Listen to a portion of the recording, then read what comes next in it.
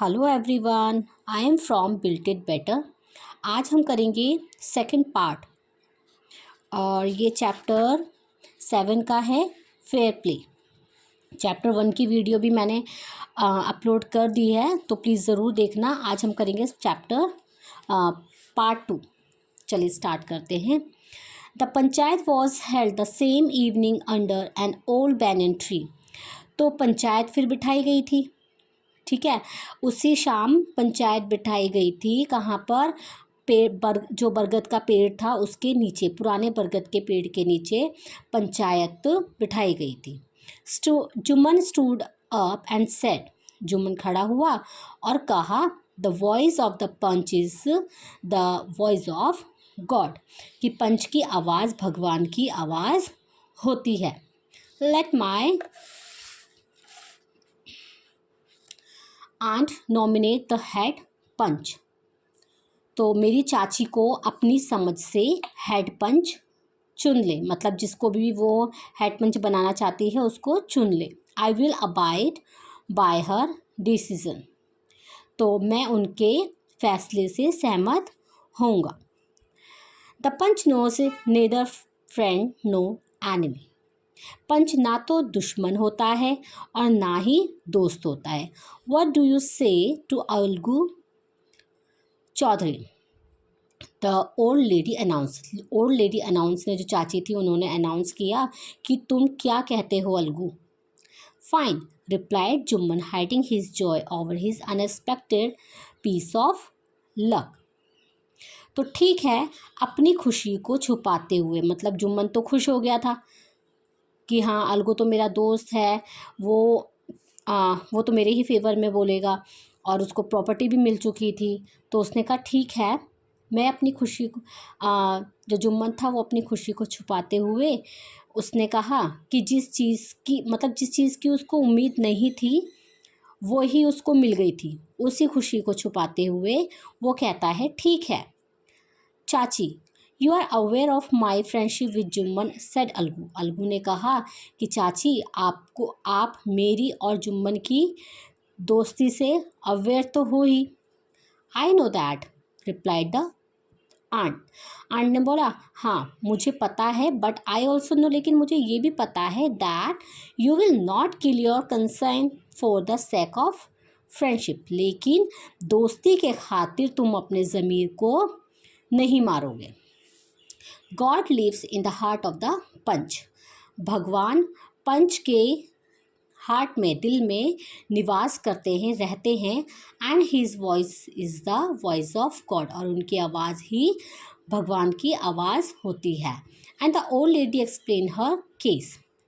तो old lady अपना case explain, मतलब उसने अपना केस एक्सप्लेन कर दिया।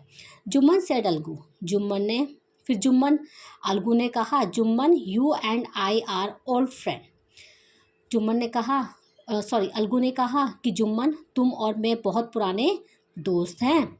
Your aunt is as dear to me as you, तुम्हारी चाची मेरे लिए भी उतनी ही प्यारी है जितनी कि तुम्हारे लिए है। नाउ आई एम अ पंच, लेकिन मैं अब यहाँ पर क्या पंच हूँ।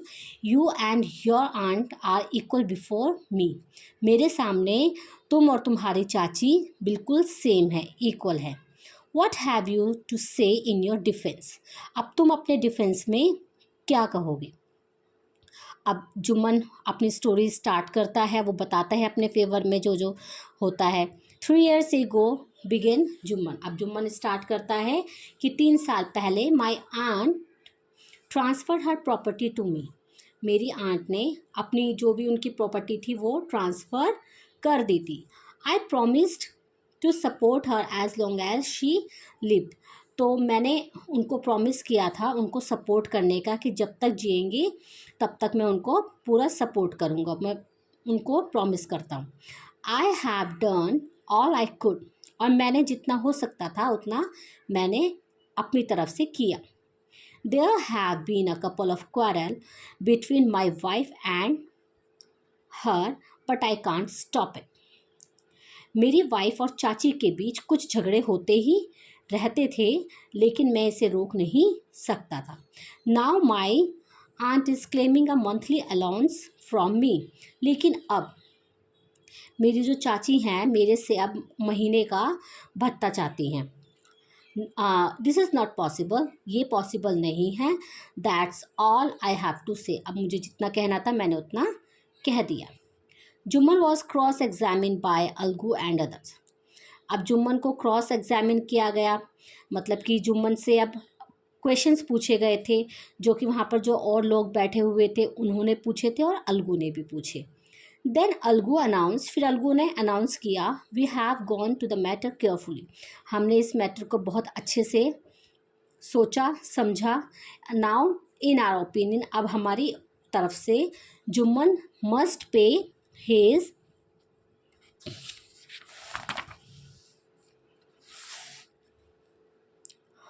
And a monthly allowance.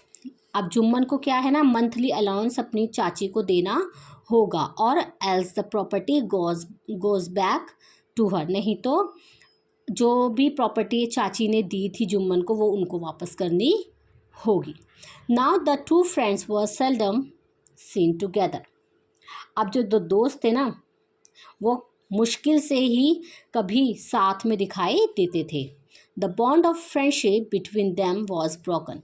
जो उनकी फ्रेंडशिप थी उन दोनों के बीच अब वो टूट चुकी थी. In fact Jumman was Algu's enemy and wanted his revenge. अब दोनों दुश्मन हो गए थे, स्पेशली जुम्मन, क्योंकि जुम्मन ने उसका फेवर नहीं दिया था, मतलब उसका सपोर्ट नहीं किया था. अलगू ने जुम्मन का सपोर्ट नहीं किया था, तो जुम्मन तो अब उसका एनिमी ही हो गया था. अब वो जुम्मन जो था वो अलगू का दुश्मन हो गया था और उससे बदला लेना चाहता था.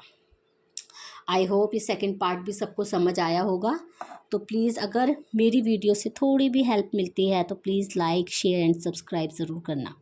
Thank you.